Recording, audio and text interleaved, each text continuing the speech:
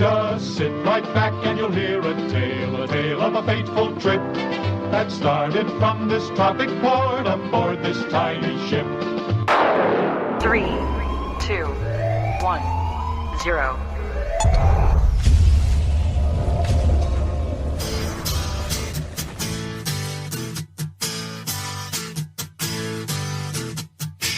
Hey, you! Yeah, you! Come here for a minute. I want to talk to you.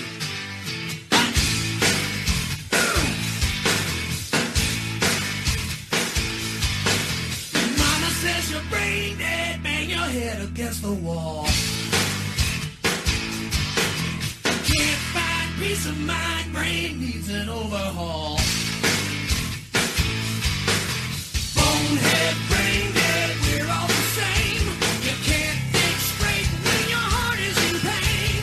Turn around, hit the ground. Time to lay your burden down. The views expressed on this broadcast of the Take 12 Recovery Radio Show are those of the co-host and guest and do not necessarily reflect those of our affiliates. The topics and opinions on today's show should not be considered as medical, psychological, or professional advice. Take 12 Radio is not affiliated with any particular 12-step fellowship. And now, here's your host, The man, the myth, the legend. the Monty Man.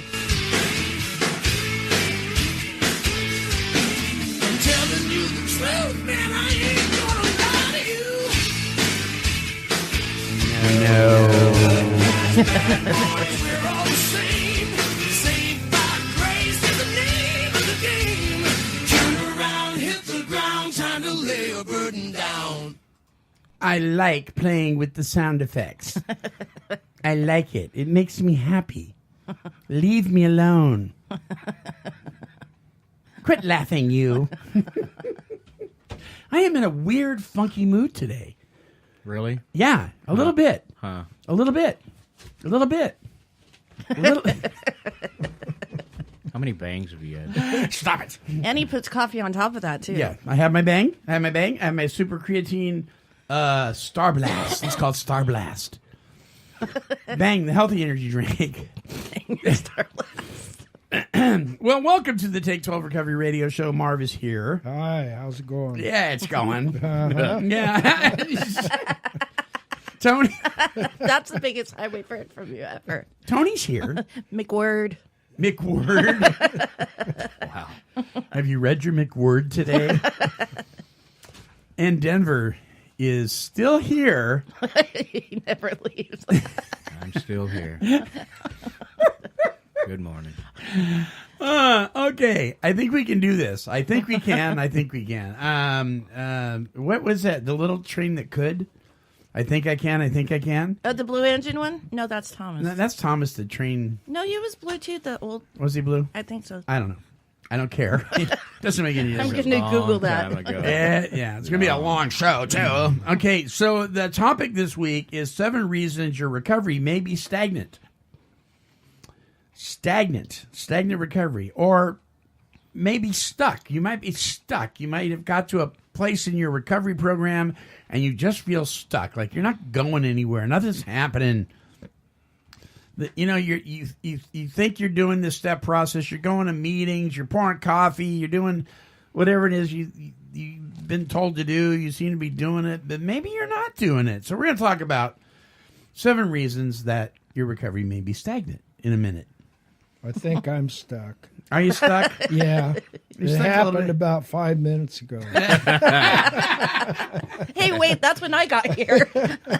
Do I make you stagnant? All right. I don't like the way my mic sounds. Oh, that's better. I like that better now. Anytime I can turn up the volume and hear my own voice, I feel good. It's nice, isn't it? Yes, it is. Oh, my goodness sakes. Well, Stop right there. okay. It's time for Monty Man's Weekly Wine. It's the baby. I practiced that one on the way here. Did you? Yeah. Well, this is kind of a serious one, actually. And it's kind of a wine, but, well, just listen. So there is a group of clubs throughout the nation that are 12-step called Al-anon clubs. And what they usually are is they're clubhouses that are hosts to like AA meetings and Al-anon meetings. Maybe NA meets there sometimes. CA may meet there. But a variety of 12-step meetings will meet in the club, and sometimes they have a snack bar. They're usually open all day long, sometimes late into the night. It's a safe place to hang out. Maybe they'll have some games, pool tables, that kind of thing. Many of them will be hosts to big book studies and workshops and these kind of things. Well, they've been very, very successful in the past over the years in being a safe place for people, particularly people that are brand new in recovery, to hang out if they have no place to hang out, and then go to meetings throughout the day. Well, the Al-anon Club of Fort Walton Beach is in a little bit of trouble, not hot water. They haven't done anything wrong. And this is why it's a whine. I don't want to see them close. And my friend Joe E. Fingas is his stage name, if you will. He's a recovery recording artist. In fact, our closing song today is by him, called Remember the Al-anon. But that club, they're faced with the necessity to purchase the property, which they've been renting for over 40 years. The club hosts more than 40 meetings and study groups each week. Wow.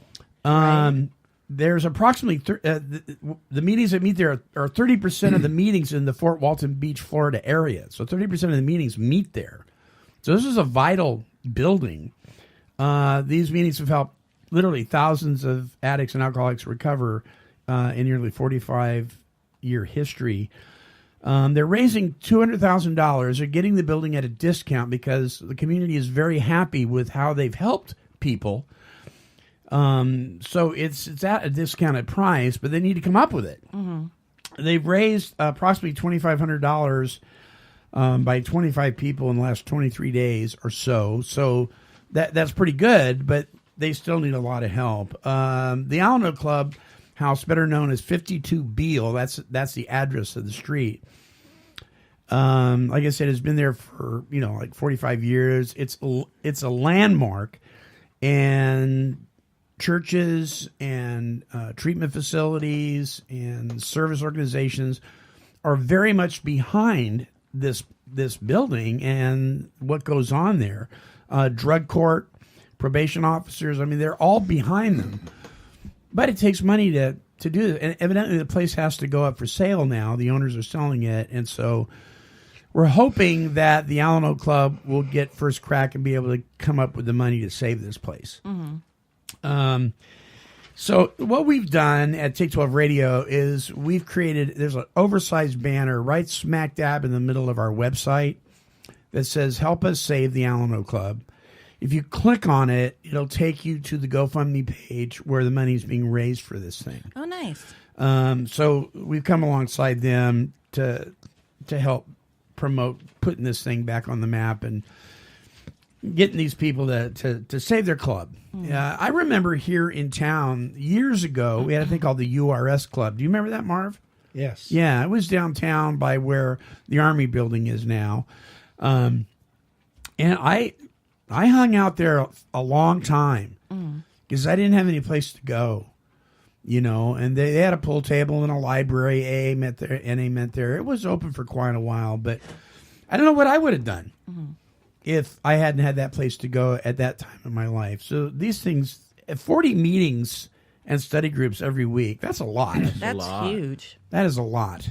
Yeah. So if you can, it would be really appreciated. And I know the folks there would really appreciate it if you could donate. Now, here's the thing. We talked about it before. Tony, you talked about it before. It starts with just a little bit. Some people go, "Wow, all I got is $5." That's okay. Yeah. Do it. $5 is $5. Right. And you may not live in Florida. You may live in Washington. All right. But this sobriety and recovery thing, it affects us from coast to coast. And if you can help in any way, at the very least, please pray for these folks. So there we go. So I'm not really whining. I'm whining because I don't want to see them close.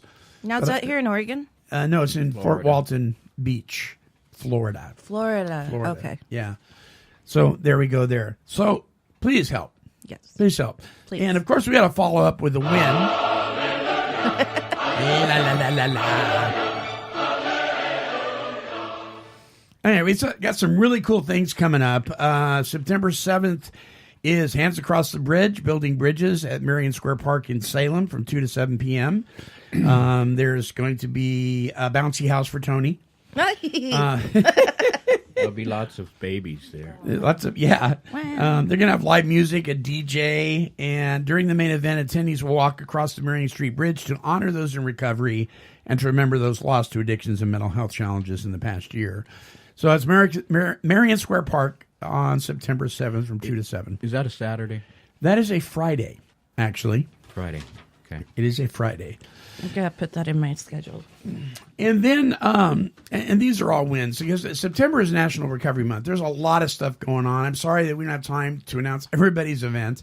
But this one, it, of course, gets a lot of our attention, and that's Hope Fest coming up. And Denver and I are going to be in Prescott, Arizona, Saturday, September 29th, from 10 a.m. to 8 p.m. in the Yavapai County Courthouse Plaza. And there's live music, national recording artists, guest speakers, free family fun zone. There's going to be a car and motorcycle show, the Hope Serves Community Resource Fair, tons of food, vendors, just a lot of stuff going on. Come by the Take 12 Recovery Radio booth if you are in Prescott, Arizona. Marv, will you be in Prescott that day? Good, I'm glad. See you there, buddy. So that's all the wins there. What was that all about? I don't know. Thinks you're going to take your horse to Prescott, Arizona. What's that galloping sound? It's Marv. There's probably cowboy poetry that weekend. Yeah, There. that was going on, right? Yeah. When we were there. Yeah. There Now you you go. have to go. So never say no. Come to the Denver show. gave me the ad to that last year. He did? Yeah. It looks very interesting. You had a year to save. And what have you done? Nothing. I saved. Oh, did you? Yeah, I got $3.98. I love you, Marv. Okay, we're going to take a little break. When we come back, we're going to play a little trivia as related to the soundbite that opened up the show today. Little Gilligan Island trivia. When we come back, don't go away. Oh, boy. Turn around, hit the ground, time to lay a burden down. Hey, it's the Monty Man from Take 12 Recovery Radio. And we all know how important it is to walk the talk in recovery, right? Well, I'd like you to join us for the Oregon Recovers 2018 Walk for Recovery, Saturday, September 29th, 10 a.m. at Shemansky Park in Portland, Oregon. In partnership with national healthcare leader Kaiser Permanente, Oregon Recovers is creating a unique opportunity for people in recovery, their friends and family to strengthen their recovery by generating funds for the public education and advocacy work of Oregon Recovers. This is a 3K benefit walk, which kicks off with a rally in Shemansky Park and will take participants past many of the touchstone organizations like Central City Concern and DePaul Treatment Centers that help Oregonians suffering from addiction find their way out of the darkness of their disease and onto the path of long-term recovery. To register, visit walk4recovery.org. That's walk4recovery.org. And join us for the 2018 Oregon Recovers Walk for Recovery, Saturday, September 29th, 10 a.m., Shemansky Park, Portland, Oregon, to walk the talk.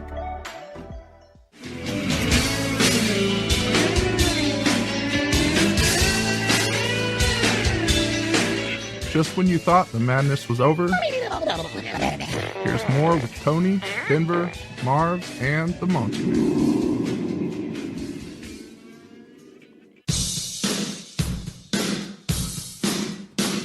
It's that favorite time of the show for Cecil. It's Take 12 Trivia Time. Brought to you by that 12-Step Magazine award-winning publication, the 12-Step Cassette. Visit their website at 12stepcassette.com. And now, here's your favorite trivia host. That's right. The Monty Man. Here I am.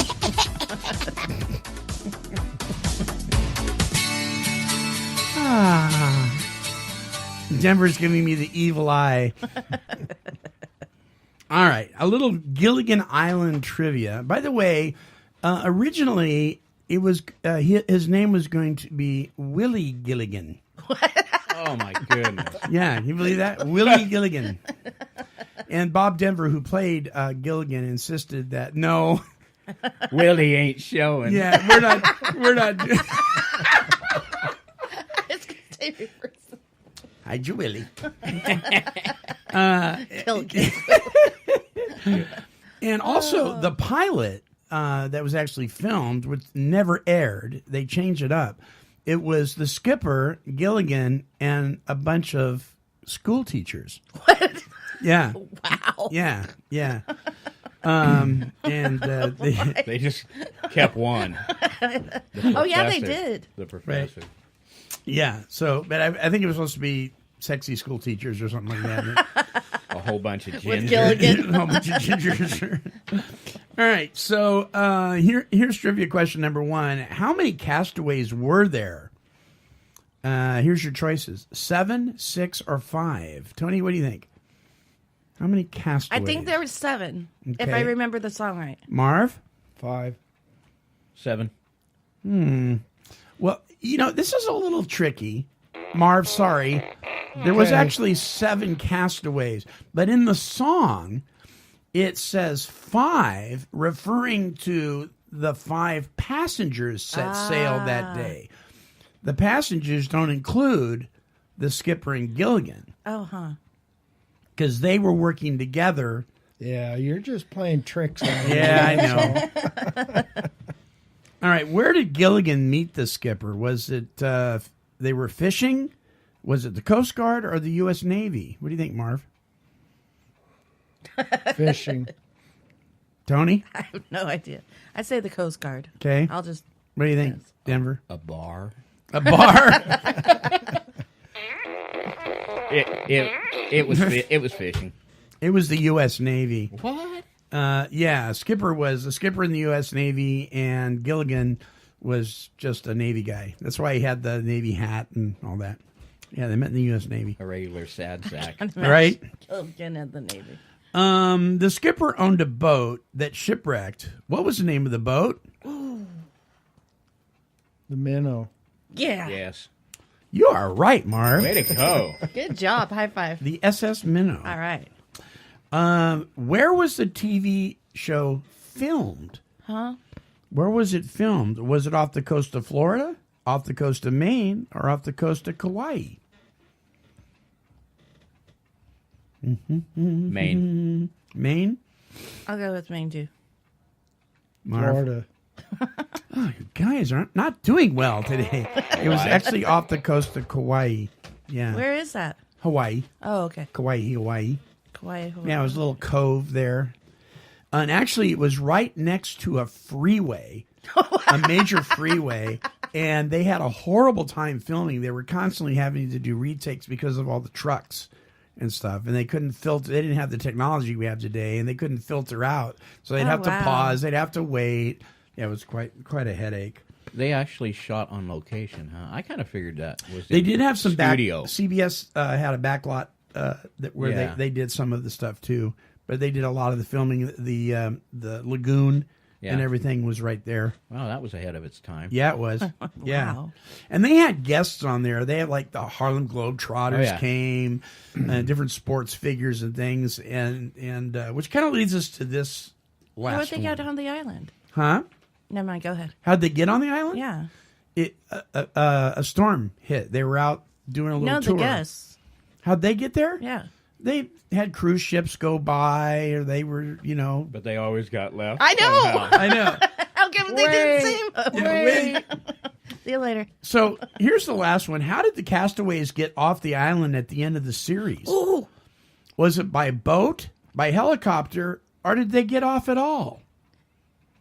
Helicopter, Helicopter? I think. What do you think, Denver? I don't remember if the helicopter got them off or not, but I know they've buzzed in there a few times. Right? Marv? Yeah, I don't know. But I don't remember them ever getting yeah, off. I don't think they got off. Marv's right. Oh. Yeah.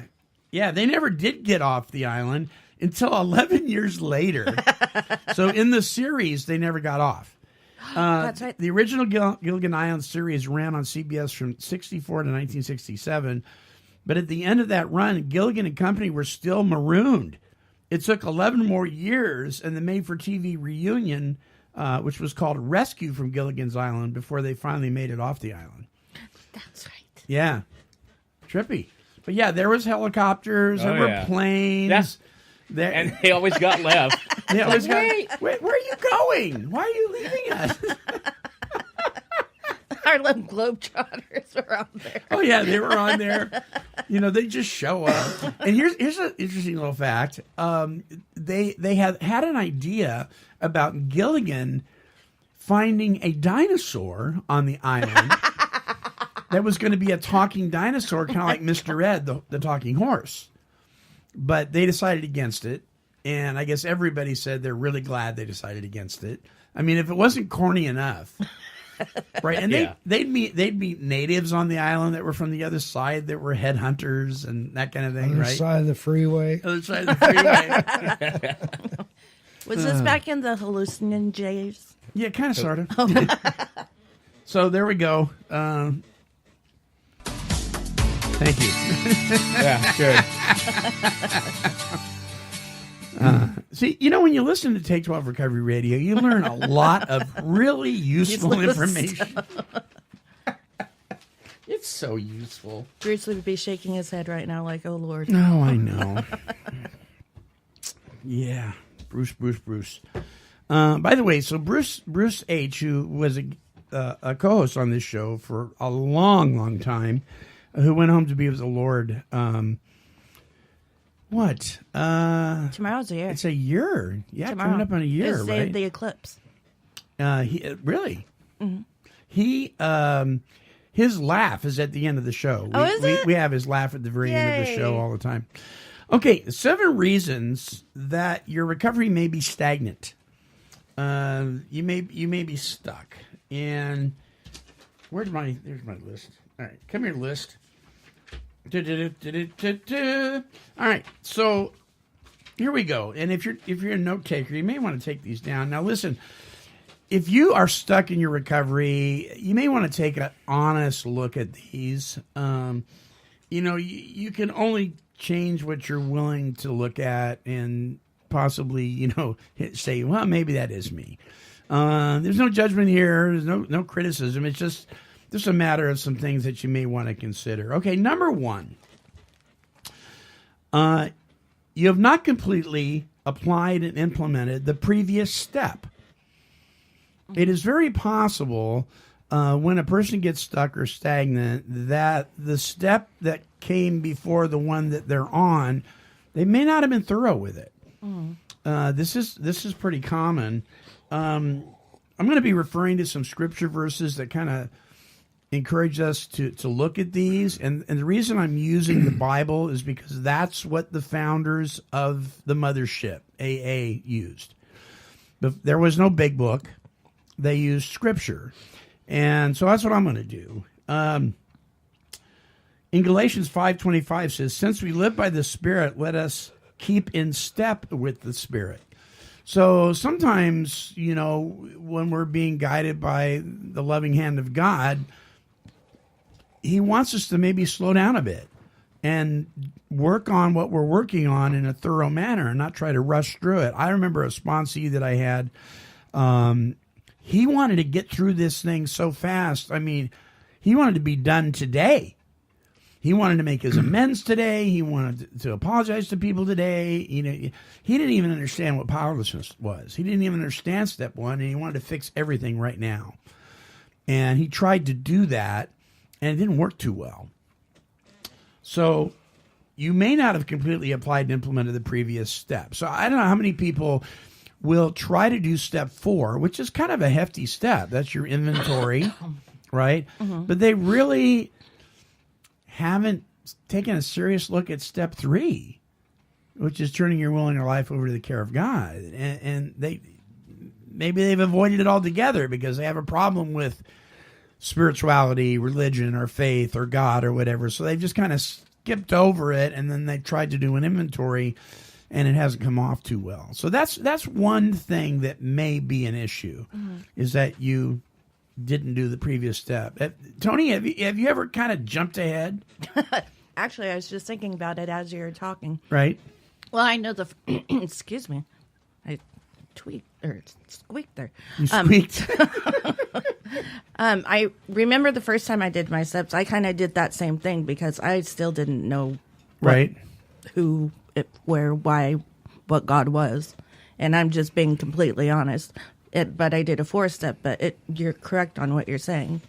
Because then I went back after I started like church and everything, which I'm still not perfect at, but and did another 4-step, and it was more thorough than my first 4-step. So, right. Does that make any sense? Yeah, I don't know. I think most people, when they first start going through this stuff, it gets kind of spotty. I mean, I don't know. Wait, Marv, when you first started seeing the steps on the wall and stuff like, you didn't do them perfectly, right?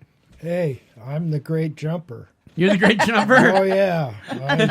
I was like that guy you were describing. Hey, let's get through this, man. Now, what's next? What's next? Right. Right. Yeah, I'm guilty.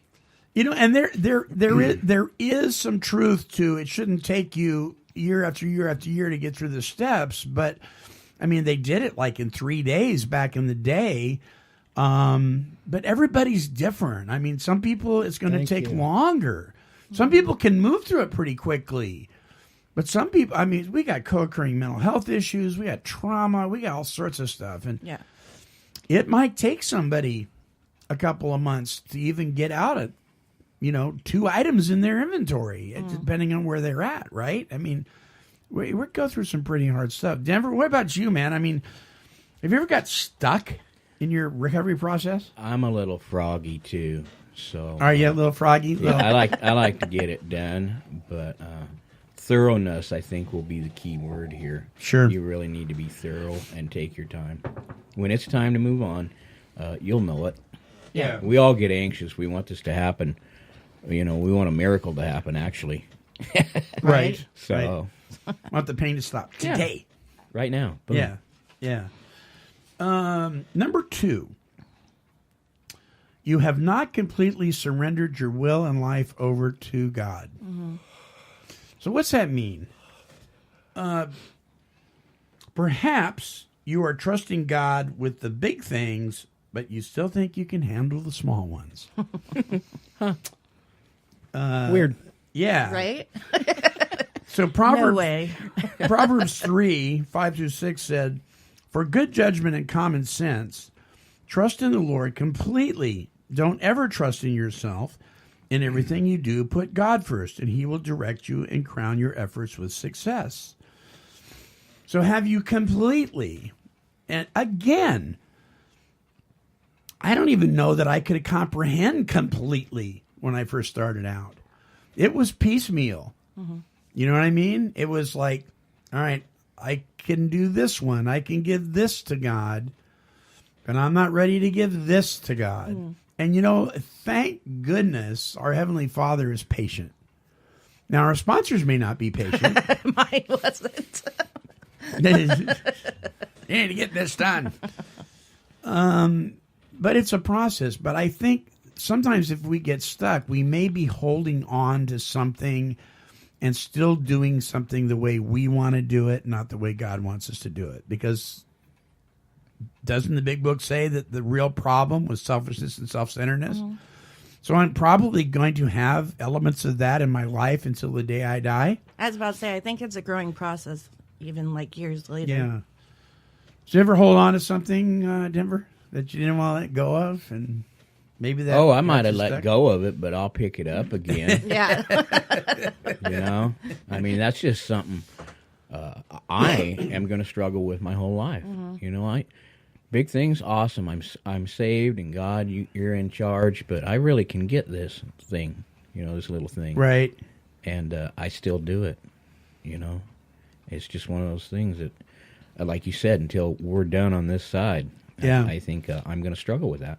So completely turning your will and your life over to the care of God doesn't necessarily mean you're going to do that perfectly. I think you can completely do that, even in the process of taking it back on occasion, because that's our human nature. Yeah. Right. The Spirit speaks to you after you've done that. Right. And that's growth right there. You know, I like that Yeah. part of it most of the time. I don't always like it when I hear it, and Right. and it's like, Marv, is it easier to turn over the big things or the small things for you? I'm a fighter. Yeah. It's not easy. It's not easy. Small or big, right? Yeah. I think this speaks to, if a person is stuck, though, or their recovery is stagnant, there may be one thing that we're really holding on to that there's been a number of things in my life, but, you know, one of the things for me was I did not want to give up the right to carry cash in my pocket. And yet, carrying cash in my pocket in the first 3 or 4 years of my recovery was not wise. Every time I had more than $20 in my pocket, bad things would happen. Yep. But I wasn't going to give that up, man. You know, God, you can have every part of me, but you can't have my wallet. And my pride was blaring there. You can't have this. So everybody's different, but I think that we all have that one room in our house of life where we say, God, you can have every room in my house, but not that one. What's very common is that room, more than likely, with most people, has to do with relationships. You can have every part of my life, but don't you touch my sexuality. Don't you touch my boyfriend or my girlfriend. Don't you touch it. I'm going to do what I want to do in that area. And I got to tell you guys, I've seen lots of people crash and burn because their higher power was him or her. They're holding on too tight, and then they end up losing that relationship anyway. That's really common. Have you ever seen that, Tony? People in meetings that they're doing the dating thing, and that's like coming Yes. that's coming before everything. Actually, that's how I lost all my sponsors, was a relationship issue. Really? Because, I told them it's not a great idea. Yeah. I mean, I was different. I was already married and in one. Right. So, but yeah, I lost all my sponsors to that relationship thing. I think there's one thing that I just thought of this. Yeah. The kind of sort of the other side of the coin. When we say, well, have you turned your life completely? And there's that kind of innuendo that, well, if you screw up, you're guilty. Right. Type thing. But what I thought of, and I don't know why this popped in my head, but it says in the bigger book, it says, when we're faithless, he's faithful. And my point is, a lot of times I need to remember that, because when I screw up, I really start beating myself up. Yeah. Amen. And so it says that in there. And Yeah. So that's something to kind of, throw a rope over and dally up and hang on to. And actually, he is the strongest when we're the weakest, right? When I am weak, then I'm strong, meaning strong in God. So yeah, I think every individual has to stop and look and say, is there something that I'm not surrendering? Is there something I'm doing my way? And if there is, I don't think you have to beat yourself up. I think you just inventory it. You go, this is the issue, God. I can't give it up.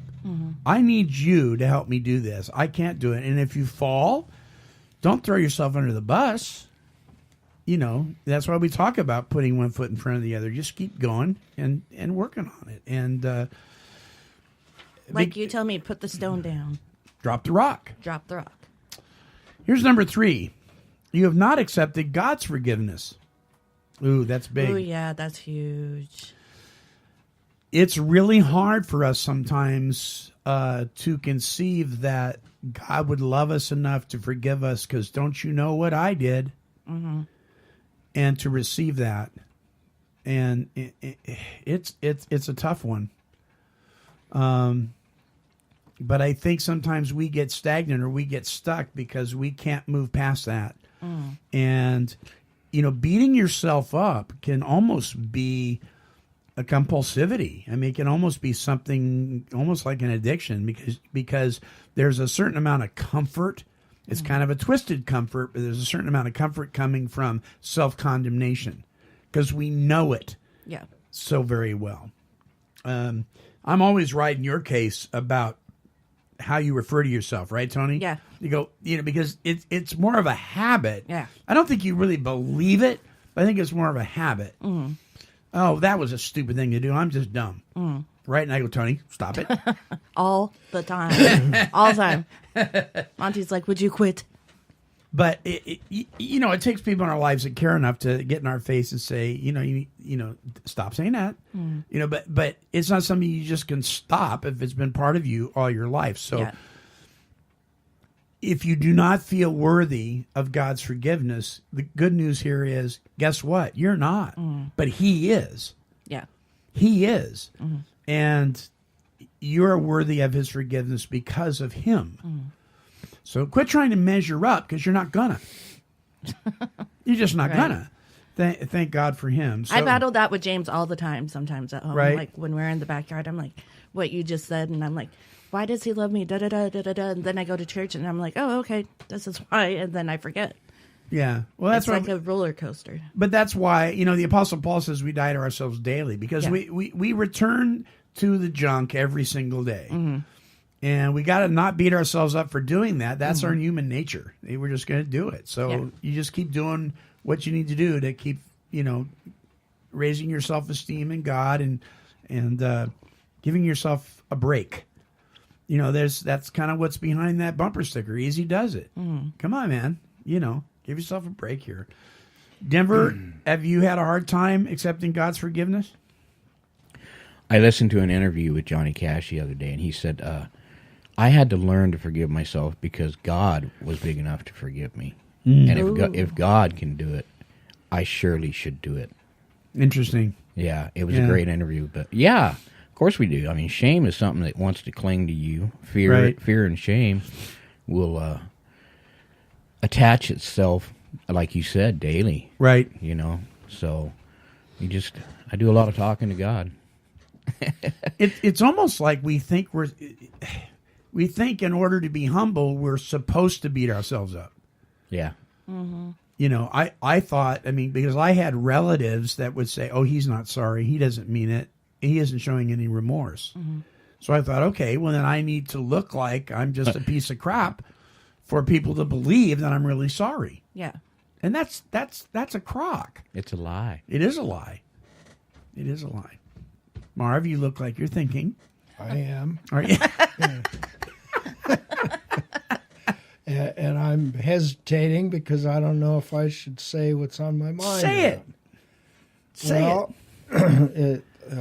It kind of goes off on a little path, but off our subject maybe a little bit. But a bunny trail? Part of the deal with our program is that we'll no longer regret the past, okay? And so then we have higher power, who everybody in this room chooses to call God. Right. And then we have the concept that God forgives us. And so then we have people that say, I can't forgive myself. That bugs the heck out of me. It drives me nuts because the other part of our program talks about accepting. Yeah. So who do I think I am to think I can forgive myself? And my humble way of looking at it, it's the fact that we have to accept what we did. Right. We need to accept that, not forgive ourselves. God's the one that forgives us. Oh, I am so glad you said this. And it really bothers me. And the fact that a major part of our deal has to do with acceptance. Yeah. So I think you hit the nail on the head. Yeah. I think you really did. That's a different angle. I like it. Yeah. Right? I told one of the guys out at the Teen Challenge Center one time, he was having a terrible time forgiving himself. And I said, tomorrow when we meet, I'm going to give you a gift, and it's going to blow your mind. It's so simple, and it's going to solve this problem. And he was like, it was Roddy. And he come back the next day. He says, well, what is it? I says, you can't forgive yourself, so stop trying to. He went, what? And I said, you're not deity. You don't have the ability that God has to pardon you of all you've done. You need to accept what you've done, lay it at the cross, and receive God's forgiveness. But stop trying to forgive yourself. You don't have the ability to do it. And all of a sudden, and when I learned that, it was like, oh my gosh, I'm free of this. I don't have to forgive myself because I can't forgive myself. It opened up. So what you said, Marv, is absolutely true. Yeah, that's good stuff. Yeah. Right? Yeah. And I can't forgive myself. And then we have that, it's really reverse humility. It's false humility. Well, I don't deserve forgiveness. It's almost like, see how humble I am? I'm allowing myself to beat myself up because I'm so repentive. Oh, quit it. Come down off the cross. Somebody already did that for you. Screw Tape talks about that in the letters. Oh, yeah? Yeah, he talks about you getting pride about realizing that you've sinned. And just the way he words it, it's over and over and over again. Right. False pride. Well, I just learned something new today. So 1 John 1:9 says, but if we confess our sins to him, he can be dependent on to forgive us. It doesn't say you, it says he. Ephesians 1:7 says, so overflowing in his kindness towards us that he took away all our sins through the blood of his son, by whom we are saved. And then the question it has here is, have you forgiven yourself? Remember, you can't. Stop trying. It's exhausting. And everybody's tired of hearing it. Okay, so number 4. This might be a reason that you're stuck. You really have not forgiven others who've harmed you. Ooh. Do you have the ability to pardon somebody else? You bet. To the degree you can. It's not the same as God, but have I forgiven the harms done to me? Or am I holding that resentment so tight? Maybe that's why I'm stuck. I've held on to resentments way too long. Oh, yeah. And the other guy didn't lose any sleep. Not a wink. What do you think about that, Marv? Well, there's another part to that also, and again, it's I'm just saying, but there's a dark side. They talk about alcoholism being cunning, baffling, powerful. Well, right. There's another side to that goes deeper, and that side don't want you to forgive. That side wants you to beat the crap out of somebody, or cause something harmful to happen in their lives, and blah blah blah. You're talking about the enemy of our soul. Yes. Yeah. You bet. And so what I have to do personally is when I'm driving down the freeway and I start remembering something that somebody has supposedly done to me. I'll be going along and I'll be kind of nursing that, saying, oh, yeah, I remember that. Man, that really made me. Well, I have to remind myself at that point in time, oh, wait a minute, I forgave that. Yeah.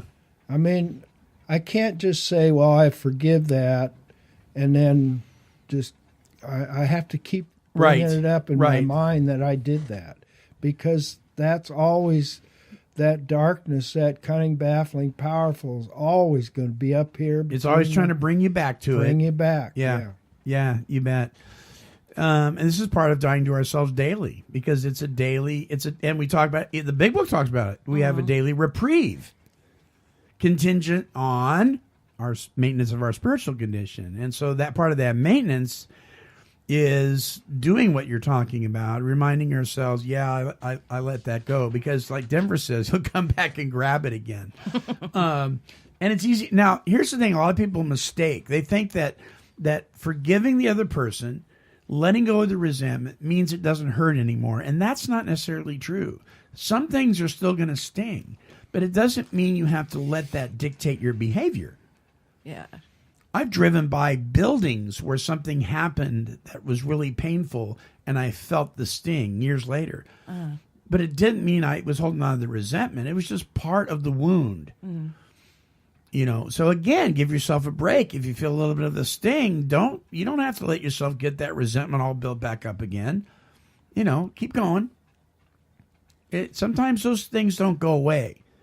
It's how you deal with them. And you know who I'm talking about, Denver. I had a guy that I butt heads with, and I saw him about a month ago at an event, and I made the conscious decision, I'm going to go up to him and shake his hand. And you know what? Now I can be someplace he's at, and I don't feel all freaky. You know, so sometimes you just have to put your best foot forward and do it. Let's see here.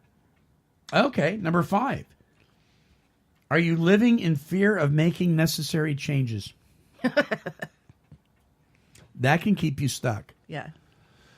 This is too scary for me to do. So maybe it's a situation that is going to, you believe is going to cause you financial burden. So you don't want to make that change. But that thing that you're in is eating you up, right? Your case, Tony? I mean, really, right? No, I know, and that's the first thing that popped in my head. Yeah, so if you've got somebody you're living with that is causing that much tension, and it's like, yeah, but if they move out, how are we going to get the rent paid? Right? Yeah. But they're not paying rent anyway. Yeah. I thought you were talking about McDonald's. Oh, well, then, yeah, there was a fear of change. Yeah. You've been at that job for a long time. New territory is scary. So the fear of necessary change keeps us stuck. Yeah. People have this with people that they're in relationships with that are unhealthy. Maybe it's a boss. Maybe it's a sponsor or a sponsee. You need to step out of that situation. But you've been doing it for so long. You're holding on to It's your comfort zone. Hope beyond hope. Yeah. And it never changes. Yeah. And so you get stuck. And then you build a resentment. Now you're back to unforgiveness and all that kind of thing. So are you afraid of the risk of making the necessary changes? If you are, it may paralyze you. Isaiah 41:10 says, fear not. By the way, fear not is repeated more times than any other phrase in the Bible. For I am with you. Do not be dismayed. I will strengthen you. I will help you. I will uphold you with my victorious right hand. Hebrews 13:6 says, that is why we can say without any doubt or fear, the Lord is my helper, and I am not afraid of anything that mere man can do to me. So sometimes we have to be reminded of that stuff. Number 6, are you not willing to own your responsibility? I have worked with people that they'll do everything, but there'll be that one area of their life, and they're still holding on to the thought that this is not my fault. I didn't play a part in this. And they did. And everybody sees it, but they don't. Yeah. So are you holding on to something that you're saying that it's not your responsibility when it is your responsibility? You need to take responsibility for your past in broken relationships, damaged friendships. Examine me, O God. This comes from Psalms 139:23. Examine me, O God, and know my mind. Test me and discover if there is any evil in me, and guide me in the everlasting way. So maybe you don't know if there is or not. So you're asking God, show me. There's something I need to see. So Denver, what about you? Have you ever humbled yourself enough to say, okay, God, show me what I'm afraid to look at? I'm scared to do that sometimes. Yeah, right? Because he will.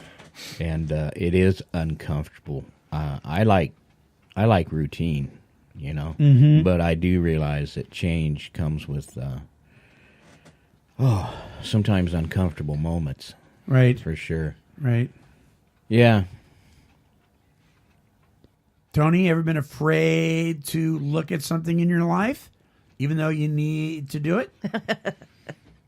I think we'd all say yes to Yes. I actually had to do it the other day. Did you? Yeah. It's like, ugh. Yeah.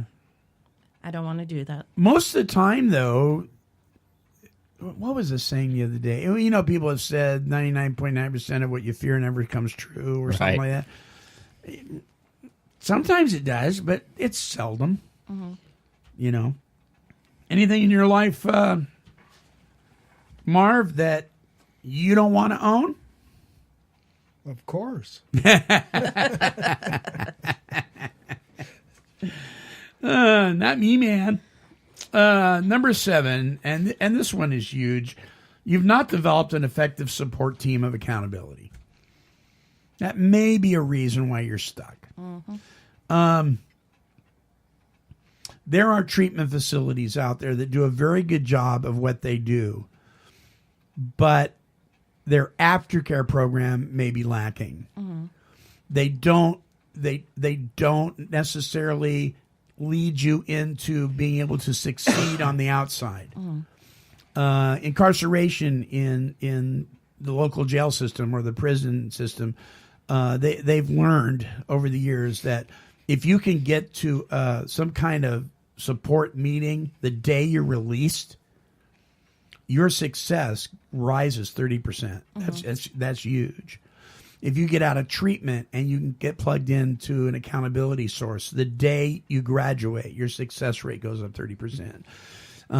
So it really, if you're going into a treatment facility or you're going into a discipleship program or whatever it is you're planning on going into, please ask them to help you form some form of accountability when you are released.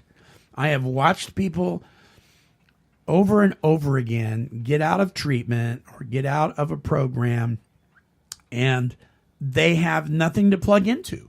Yeah. There's no sponsor. There's no spiritual advisor. There's no mentor.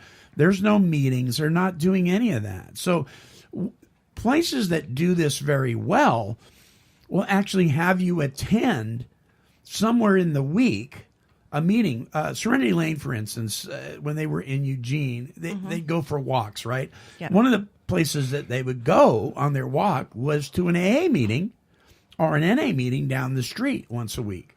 So the people were used to going to the meetings and they made connections there. And when they got out of the treatment facility at Serenity Lane, they already had that in place.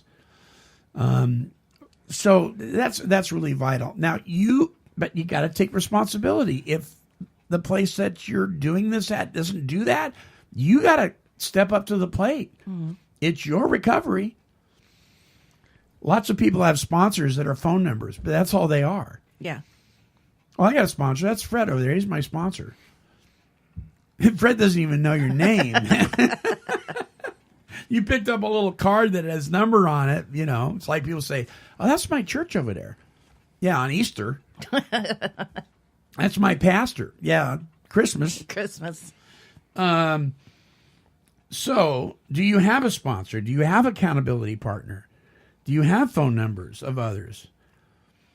Have you been involved? Are you plugged in? Now, Proverbs 13:20 says, "Be with wise men and become wise. Be with evil men and become evil." Boom. There it is. Healthy fellowship. We were designed to be social creatures. That's right. And I don't care what title you put on it, but you've got to have healthy fellowship with other people. Yep.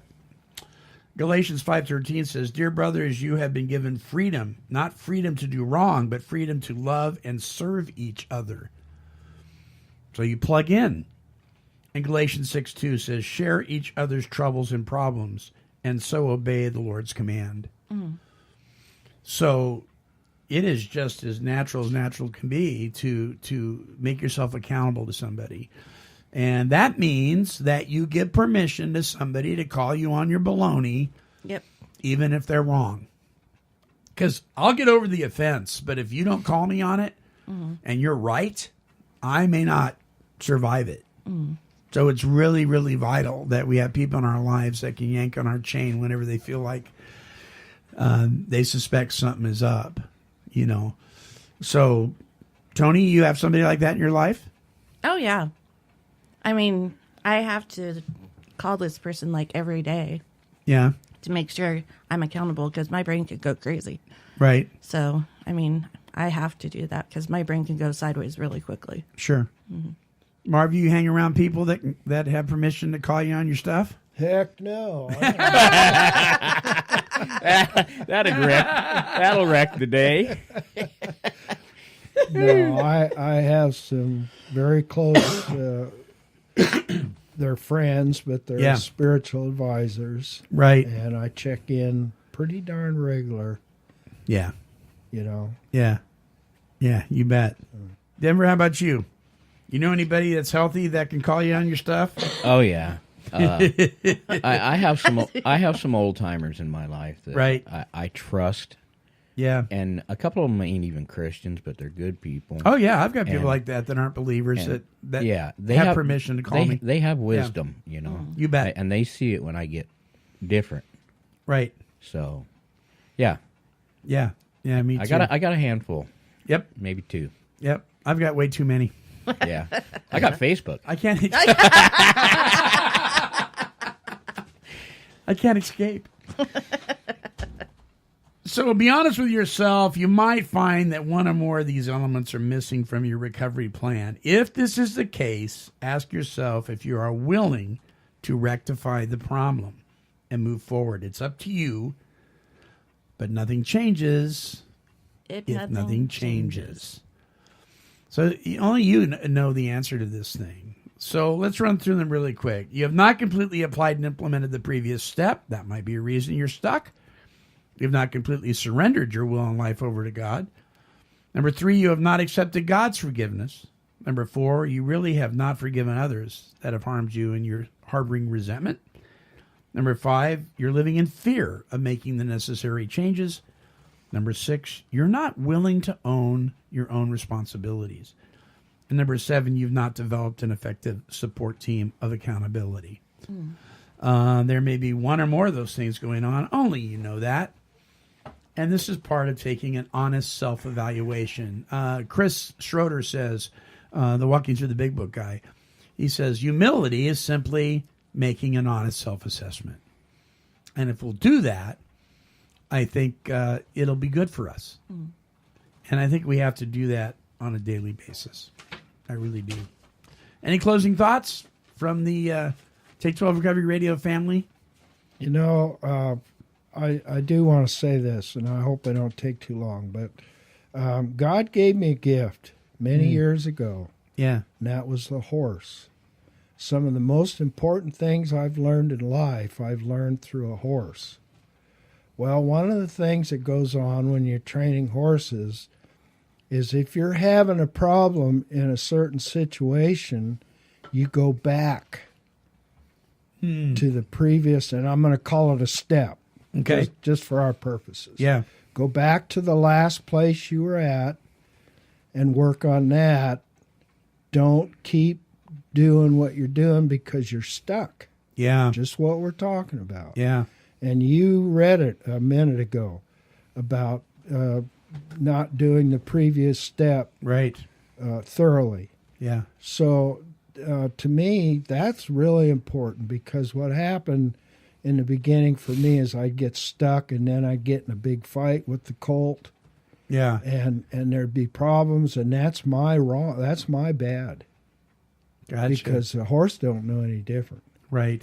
And so to go back to that previous step that he's well acquainted with and understands, it just kind of brings everything around, and then you move on. Mm-hmm. You don't keep just moving on, because that's where I get stuck the worst. And that's why it's a problem for me.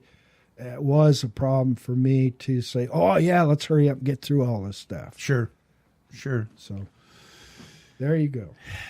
So Simon and Garfunkel song, we played it a couple shows ago, Feeling Groovy. Mm-hmm. The opening line is slow down, you move too fast. Yep. That's right. Yeah.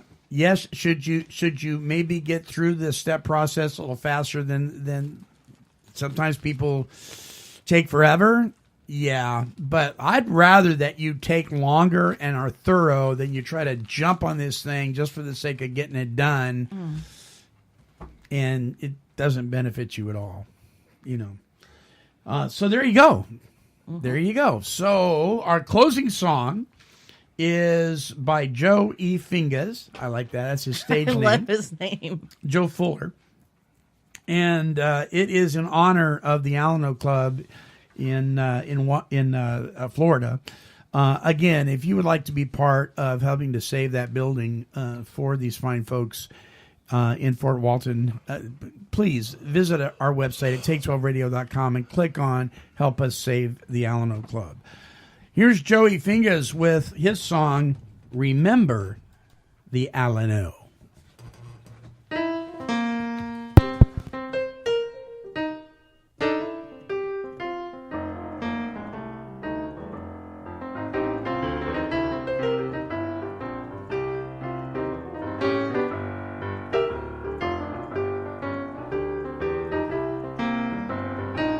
Oh, remember the Al-anon, morning, noon, and night. It's a place where a body can go, set the mind and spirit right. When I first went to the Al-anon, they shook my hand and said their name. And when it came time for me to go, they said, please come back again. Oh, remember the Al-anon, morning, noon, and night. Some folks wanting a solution, yes. Some folks wanting to fight. Some folks wanting cake and coffee. Some folks wanting paper signed. Of the folks at the Al-anon, I remember all kinds. Oh, remember the Al-anon, morning, noon, and night. Well, a place where a body go, set the mind and spirit right. I remember this crazy guy. His name don't matter at all. He seemed to like me, I don't know why. He gave me his number and said call. So I called him that very night, though I felt goofy and dumb.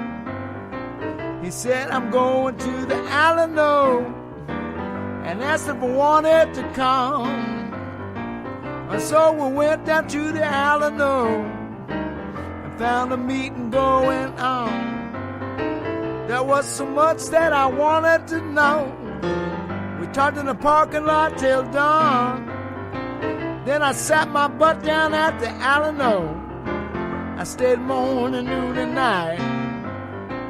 After stumbling blind for so many years, I felt the sun inside the light. Oh, remember the Al-anon, morning, noon, and night. It's a place where a body can go and make mind and spirit right.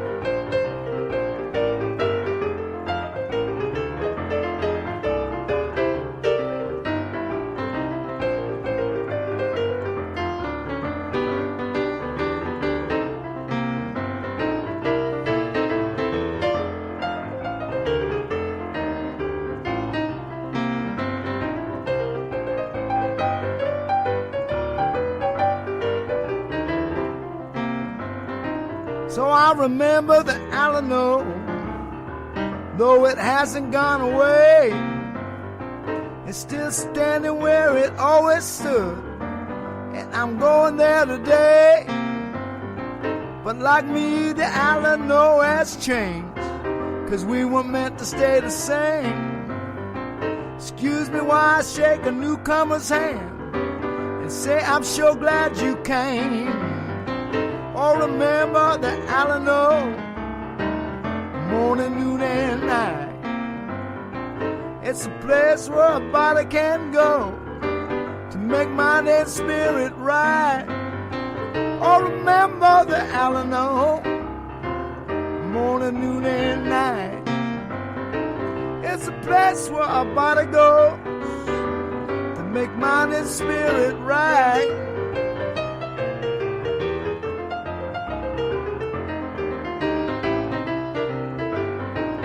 It's a place where I gotta go to make mind and spirit right. All right, all right. Mr. Joe E. Finga's on the keyboards from his CD, Remember the Al-anon, the song by the same name. Listen, don't forget, if you would like to participate with us in helping to save the Al-anon Club located in Fort Walton Beach, Florida, please visit us at take12radio.com and click on the banner in the middle of the page. Help us save the Al-anon. We would much appreciate it, and so would many, many people who have recovered and are still on the journey. Until our next broadcast, this is the Monty Man along with the Take 12 Recovery Radio family, and we are wishing God's perfect serenity for you. Bye-bye now. Good guys, bad boys, we're all the same. Saved by grace is the name of the game. Turn around, hit the ground, time to lay a burden down. This has been a broadcast of KHLT Recovery Broadcasting. Cause she's a super cat, she's super kitty, meow. Here, kitty, kitty, kitty, kitty. Meow.